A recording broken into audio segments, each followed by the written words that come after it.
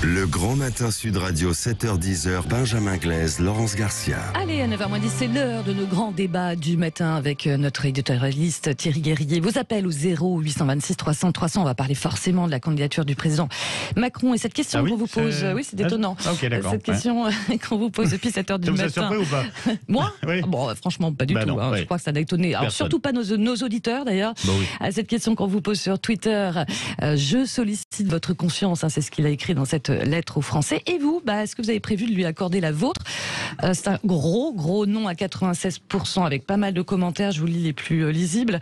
Notamment Boris qui nous écrit 5 ans d'immobilisme, c'est déjà trop. Ou encore hier 407 qui nous écrit le bilan de Macron, c'est un délice de promesses non tenues et une farandole de lois inapplicables. Je pense qu'il ne lui accordera voilà qui est dit. pas En tout cas, vous continuez bien sûr de voter, de réagir. Et puis vous nous appelez 0826 300 300 si vous voulez prendre la parole bien sûr sur ce sujet-là. Vous êtes les bienvenus sur Sud Radio. Voilà, et notre invité tout de suite, c'est Franck Tapiro, publicitaire et cofondateur de Daca Calab et cofondateur du mouvement citoyen Action Citoyenne Cohésion Transmission. Bonjour Franck Tapiro.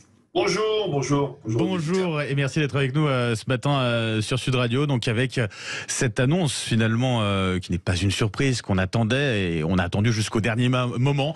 Annonce donc d'Emmanuel Macron qui officialise sa candidature. Déjà donc sur la forme, ce choix qui a été fait, de publier cette lettre dans la presse régionale, dans les quotidiens régionaux. Ça vous a surpris ou pas?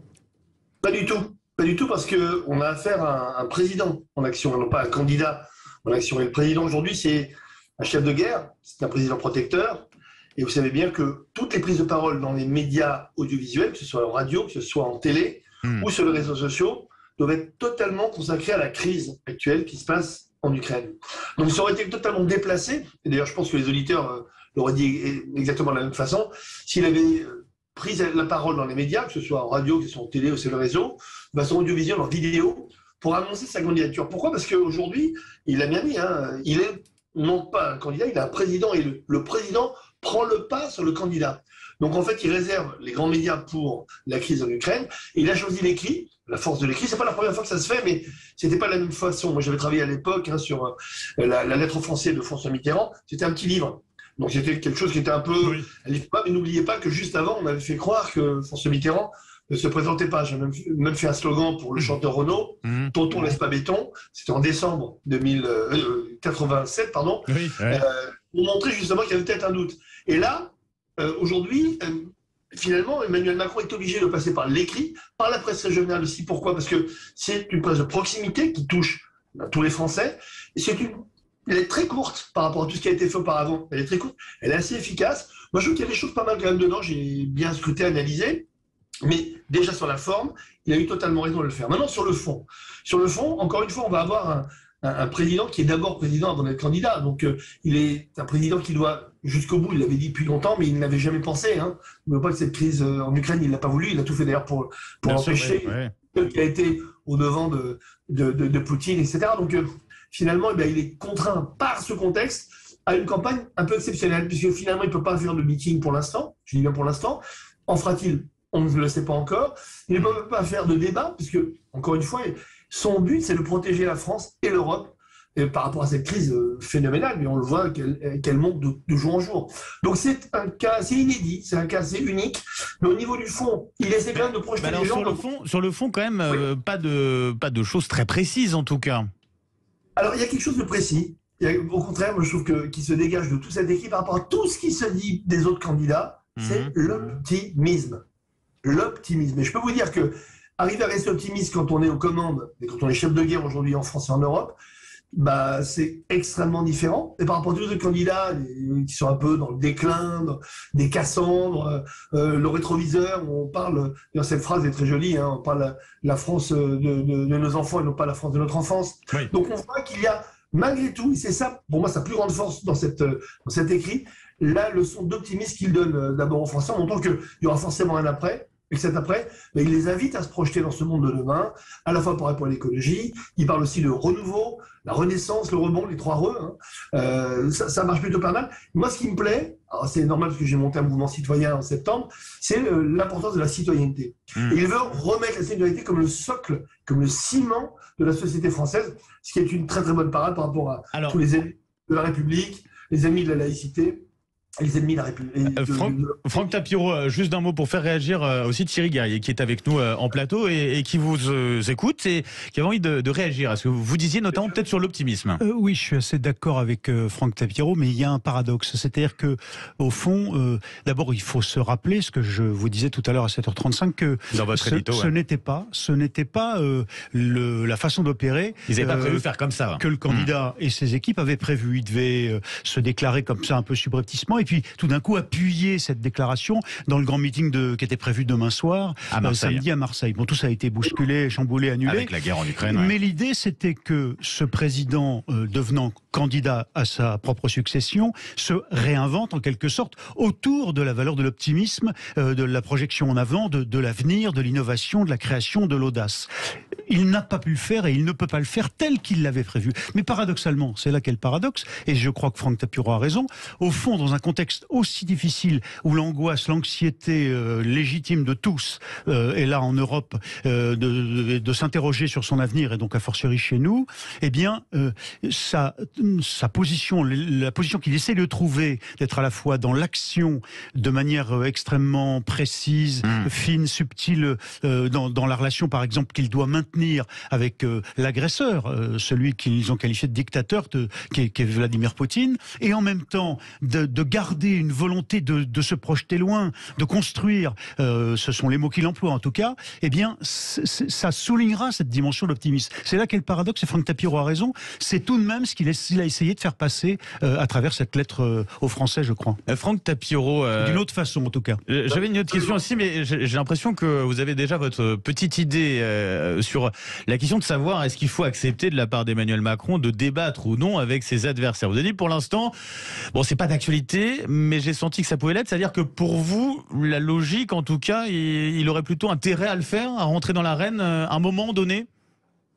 C'est très compliqué. Pourquoi? Parce qu'encore une fois, on le voit, et Thierry vient de le dire, ce paradoxe joue quand même pour lui. Pourquoi? Il y a énormément de chefs d'État dans le monde, ça paraît incroyable ce que je vais vous dire, qui rêveraient d'une telle situation pendant une campagne présidentielle. Ouais. Et oui. Parce que pour moi, là où on voit vraiment la qualité d'un grand chef d'État, c'est le chef d'État protecteur, mais c'est quand il est chef de guerre. Et là, il est chef de guerre, mais chef de guerre, non pas parce qu'il fait la guerre, mais parce qu'il va essayer d'empêcher que cette guerre n'arrive dans les pays européens dont il est le président aujourd'hui. Donc vous voyez, il y a une forme de scénarisation absolument hallucinante, absolument incroyable. Il y a un contexte très particulier qui le pousse finalement à rester le plus longtemps chef de guerre. Donc je dirais que la meilleure campagne, entre guillemets, qu'il puisse faire, c'est ce qu'il est en train de faire aujourd'hui, un action. Pourquoi? Vous savez, dans une campagne présidentielle, il y a 2 tours. Il y a le premier tour et le deuxième tour. Premier tour, on dit on doit rassembler son camp. Et le deuxième tour, on doit rassembler les Français. Mais lui, il est déjà dans un second tour. Il s'adresse à tous les Français. Avec le nous, comme disait Thierry Guerrier dans son édito, il utilise le nous. Oui, il s'adresse même à tous les Européens.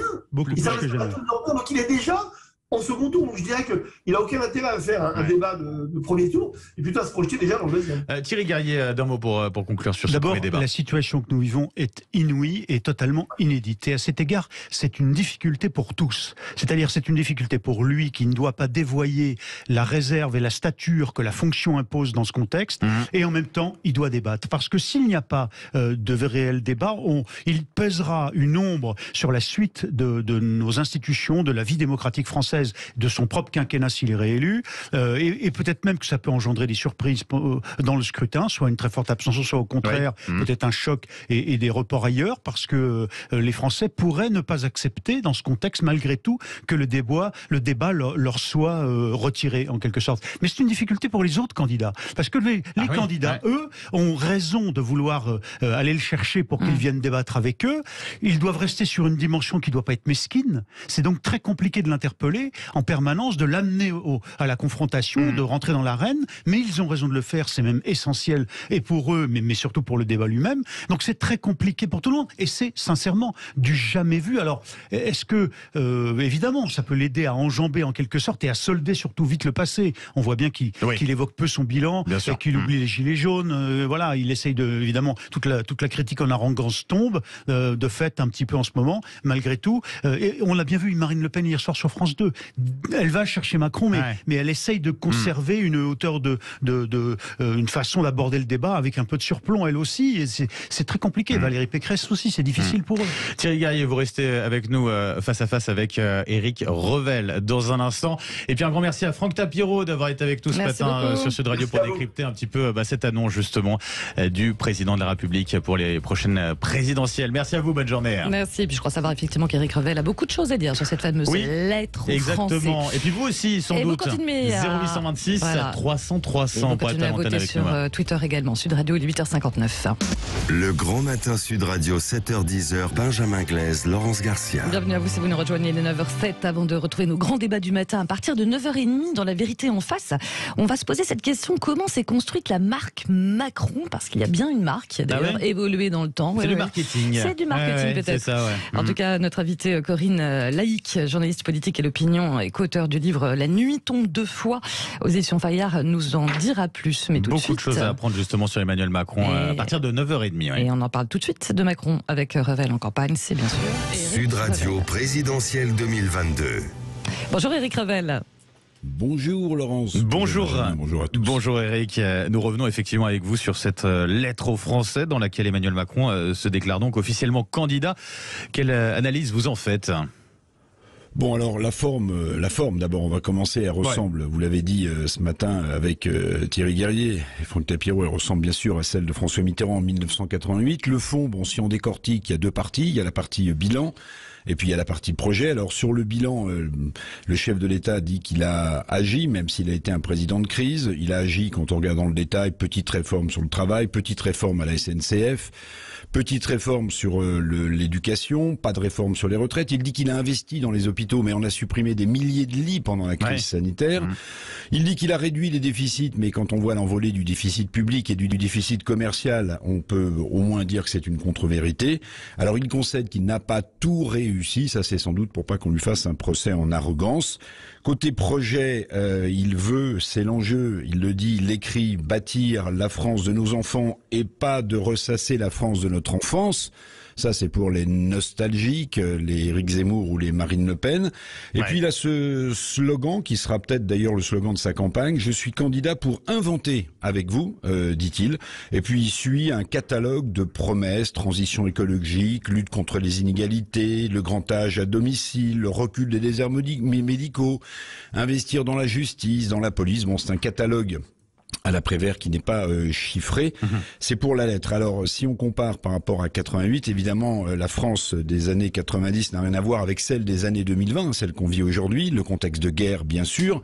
Je vous rappelle que depuis décembre, Emmanuel Macron et Vladimir Poutine se sont parlé 13 fois au téléphone, 1h30 d'entretien hier avec le président russe qui ne laisse rien augurer de bon sur ses intentions, sur les intentions de Poutine de mettre la main sur toute l'Ukraine.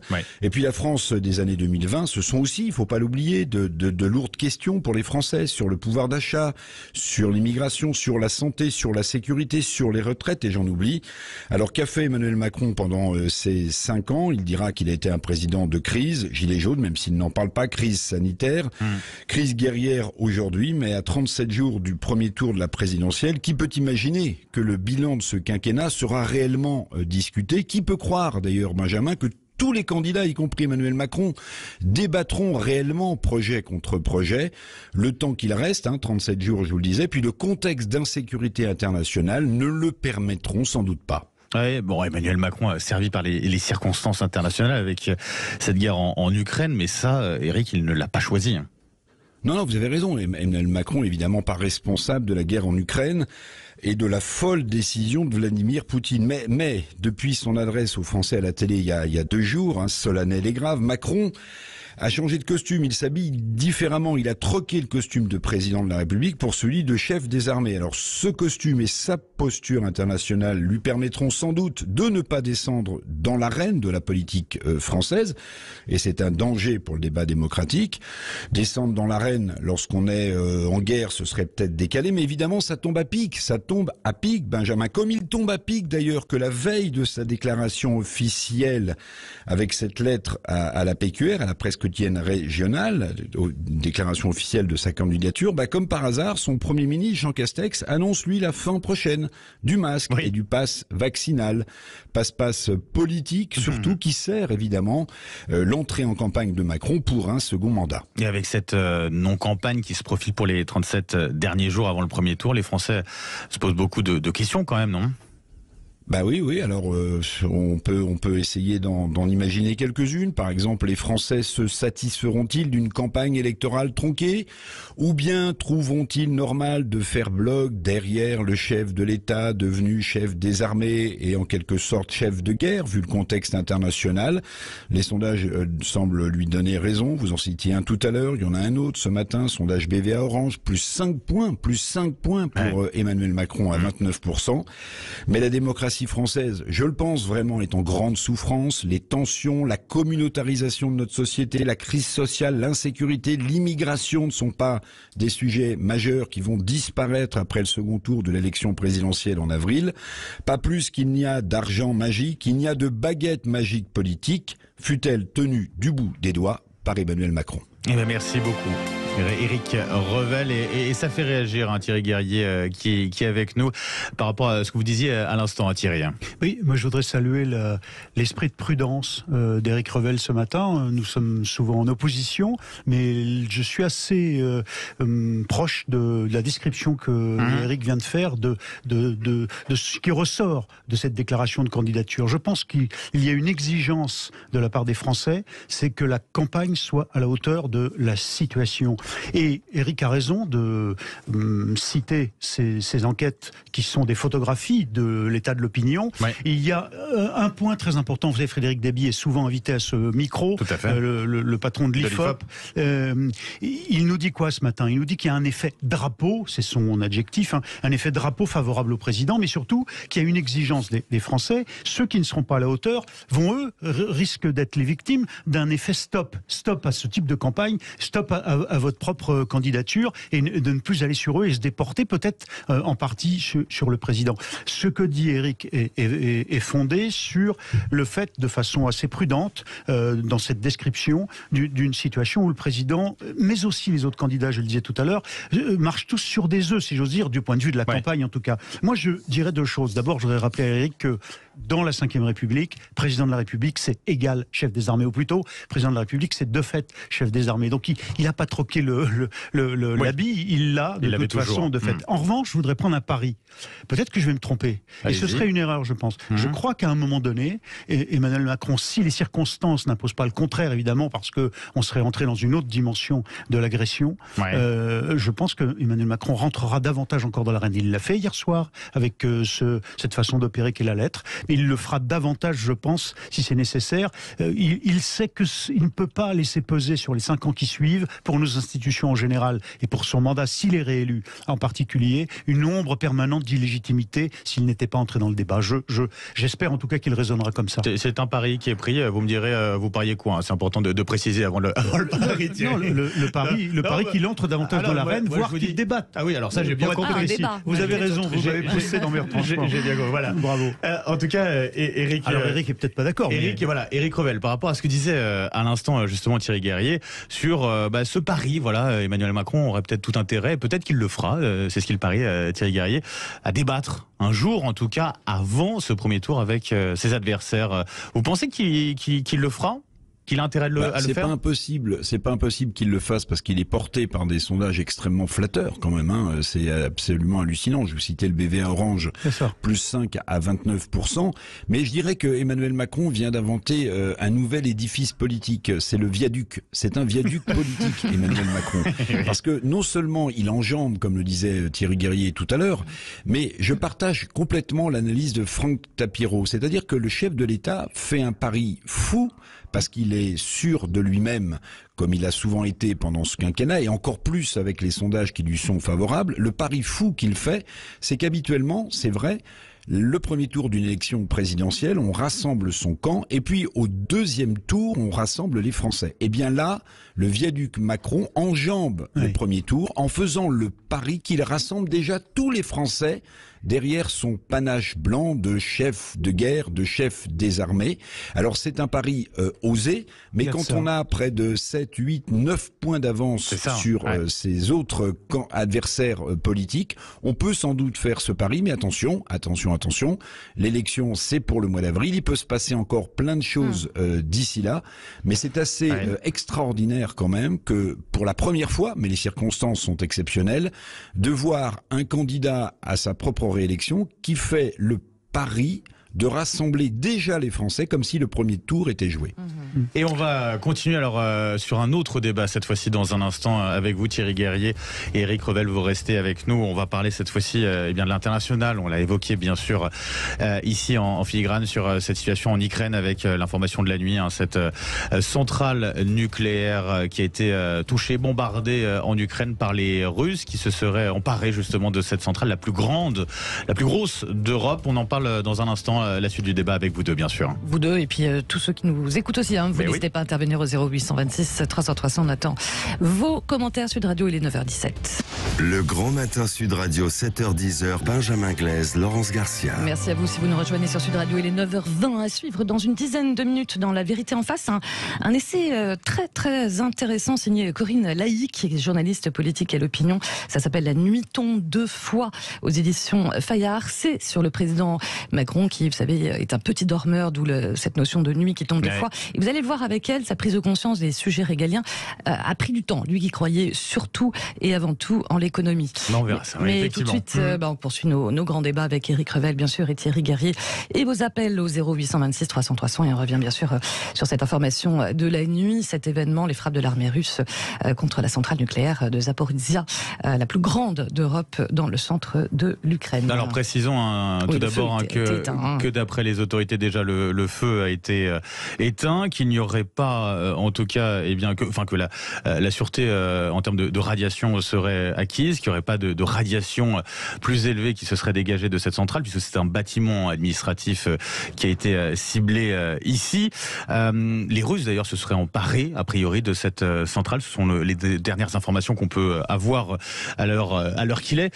Déjà Thierry Guerrier, à quoi joue Poutine finalement quand il décide comme ça? Ça paraît complètement affolant de tirer sur cette centrale nucléaire. Alors, s'il y a maîtrise, les informations que donnent l'AIEA et l'Agence internationale et l'autorité de sûreté nucléaire ukrainienne précisent que les 4 réacteurs ont été arrêtés. Le processus est maîtrisé et arrêté. Voilà. Oui. Et alors, à quoi joue Poutine? Je ne suis pas dans la tête de Vladimir Poutine, bien entendu. Ce qu'on peut redouter, c'est 2 choses. D'abord, à très court terme, là, immédiatement, c'est toujours cette idée de terroriser. C'est l'emploi du symbole du nucléaire comme menace, comme arme, et donc à très court terme, même si évidemment ils maîtrisent et qu'ils n'ont peut-être pas l'intention, on peut les faits semblent le démontrer, a priori ils n'ont pas ciblé, de détruire, si vous voulez, ce qui serait ravageur, évidemment pour l'ouest de l'Europe, mais pour l'est aussi de l'Europe et de la Russie elle-même, bien entendu. Mais l'idée, c'est nous méduser, nous atterrer, nous terrifier avec du terrorisme, avec cette idée.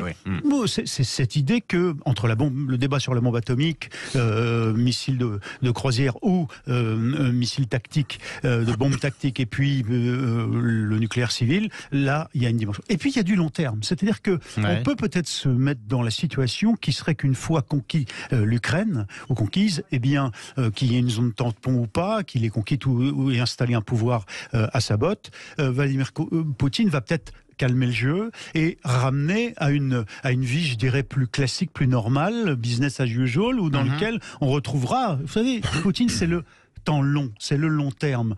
C'est un stratège, un joueur d'échecs, mais aussi du long terme.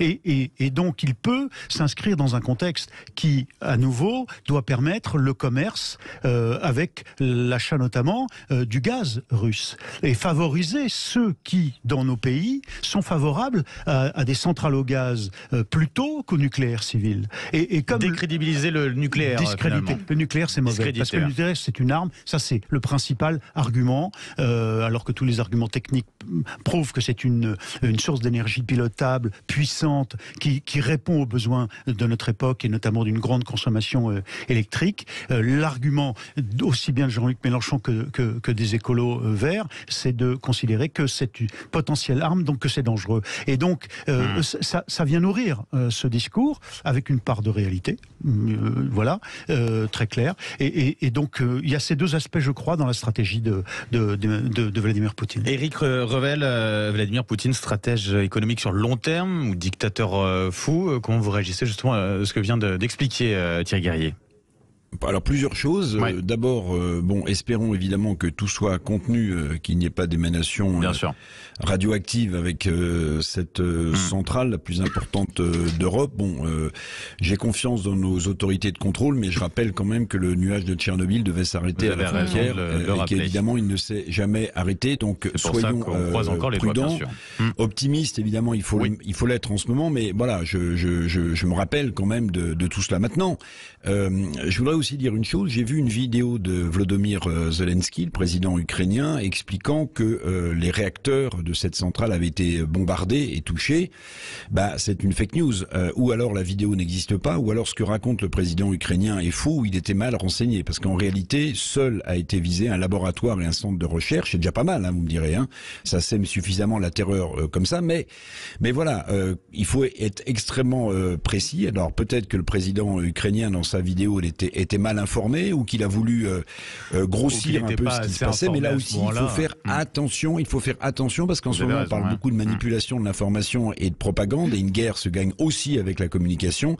Et je ne voudrais pas avoir à constater dans quelques jours que le président Zelensky se livre à ce genre lui aussi de manipulation. Maintenant, sur la centrale nucléaire, il y a aussi une raison très simple, c'est qu'une centrale nucléaire, ça donne de l'énergie à ceux qui vivent sur place, aux habitants. Or, vous êtes encore en plein hiver en Ukraine, vous avez besoin de vous chauffer, vous avez besoin le soir d'allumer la lumière. Si vous n'avez plus d'énergie en Ukraine et qu'après Tchernobyl, justement, cette centrale passe aux mains des Russes, alors c'est aussi une façon de jeter encore plus d'Ukrainiens sur les routes de l'immigration en direction de la Pologne, si on leur coupe les sources d'énergie. Et ça aussi, ça fait partie malheureusement de la guerre, c'est-à-dire rendre invivable pour les populations sur place encore un peu plus les bombardements, mais aussi le manque d'énergie. Et évidemment, ça peut aussi précipiter une sorte de victoire de Poutine. Ça peut accélérer effectivement l'issue de cette guerre. Merci Éric Revel. On va du côté du standard. Oui, si vous voulez, il y a pas mal d'appels, si vous voulez réagir bien sûr à l'actualité de votre choix, l'Ukraine ou autre. On a Isabelle qui nous appelle au 0826 300 300. Isabelle qui nous appelle de l'Aude. Bonjour Isabelle. Bonjour Isabelle. Bonjour. Et bienvenue sur Sud Radio. Vous vouliez parler de quoi ce matin ? Alors en fait, je voulais parler des listes électorales. En fait, dans une commune de l'Aude, mon fils s'était inscrit, vous savez, par Internet sur les listes électorales. On avait reçu un mail comme quoi il était bien inscrit, mais qu'il devait attendre une réponse de la mairie pour être sûr qu'il était bien inscrit. En fait, n'ayant pas cette réponse, il est allé à la mairie de son village et en fait, la dame lui a dit, la personne qui s'occupe des listes électorales lui a dit qu'il n'était pas inscrit parce qu'il y avait un problème de logiciel. Donc il s'est inscrit à la mairie lui-même. C'était jusqu'à aujourd'hui. C'est jusqu'à aujourd'hui pour la mairie.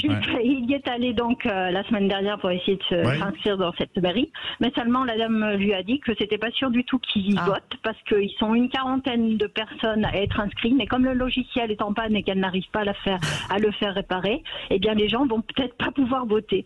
Donc je trouve qu'à l'heure du tout Internet, c'est quand même assez extraordinaire de priver les gens d'un droit élémentaire qui est celui du vote. D'ailleurs, D'ailleurs, Isabelle, alors je fais part d'une petite anecdote personnelle. Moi, en parlant de logiciel, c'était récemment sur le passeport. J'ai attendu 2 semaines, je crois que le logiciel avait planté effectivement. Trop tard pour le alors voyage. pour moi, non, pour moi, pour le coup, c'était plus pour avoir une carte d'identité. J'avais pas c'était pas un problème, mais c'est vrai que ça pose question. Thierry Garrier. Oui, moi je comprends bien Isabelle, elle a raison. Il y a des recours. Il faut saisir la préfecture, dépasser le seul stade de la commune elle-même concernée, la préfecture ou le tribunal administratif.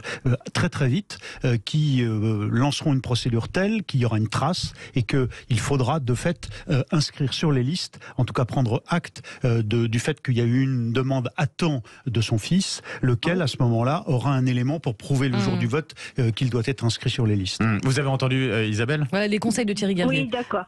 Oui, parce que c'est quand même incroyable. En plus, on nous dit que ça va être facile, etc. Donc on le fait vite par Internet parce que souvent on travaille et que les horaires des mairies ne sont pas adaptables avec le travail.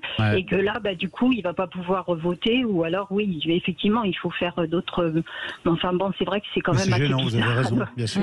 C'est forcément compliqué, surtout quand il y a urgence à ce moment-là. Surtout qu'il n'est pas tout seul parce que c'est des petites communes et 40 personnes sur une petite commune. Vous imaginez, ça fait quand même. En tout cas, merci beaucoup, Isabelle. Merci à vous. Bon, on espère que Thierry Garrier vous a aidé. Et puis bonne journée à vous aussi. Oui. En espérant que votre fils puisse voter. C'est ça le plus important aussi. Un grand merci en tout cas. Éric Revel qui était avec nous ce matin. Toujours en campagne. Merci Thierry Garrier. Cette semaine de débat avec vous. Et puis merci également Thierry Garrier d'avoir été avec nous ce matin sur Sud Radio. Je vous souhaite une très belle journée à vous deux. Bon week-end à tous. Allez, à suivre dans quelques instants dans La Vérité en face. On va parler de la marque Macron. Est-ce qu'il y a une marque ou pas? On a parlé là tout à l'heure. Elle est déposée ou pas cette marque Je sais pas, mais là on a parlé avec Éric Revel et Thierry Garrier des différents costumes du président Macron. Oui, on va voir en quoi ils ont évolué également avec le temps, avec notre invité. C'est pas les marques du costume. Non, soyons attention. On en parle avec Corinne Laïc, elle est journaliste politique à l'Opinion et co-auteure de ce livre La nuit tombe 2 fois aux éditions Fayard. À tout de suite Sud Radio, il est pile 9h30.